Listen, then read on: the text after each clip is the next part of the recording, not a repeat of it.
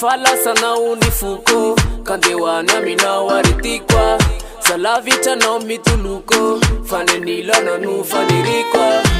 isaikisa na ndramina wanya matiaro no fona kalewanya famangini rer militumanya majumbu na fona malewanya isaikisa na ndramina wanya matiaro no fona kalewanya famangini rer militumanya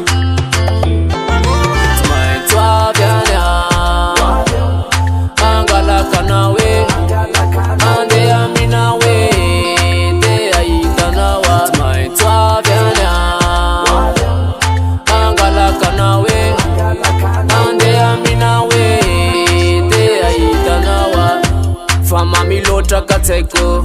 lipeta katyanila nawe fani wa vitikaru kateko inowe tukumudia minaye fanumeni tara izarani mamene tikaru wato fitimi famale nandekota na uludete siku zane nepiadana na unusiku tetane fanumeni tara izarani mamene tikaru wato fitimi famale nandekota na uludete siku zane nepiadana na unusiku tetane twa vyanya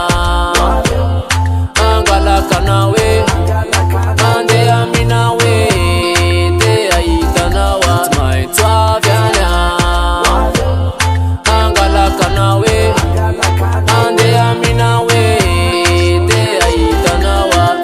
ukarakara kyono kulukuluko enaorere noe kati usuluko fitya vakono timba metiu valuk na magidi na mamide miara misucho ukarakara kyono kulukuluko enaorere noe kati usuluko fitya vakono timba metiu valuk na magidi na mamide miara misucho twa vyanya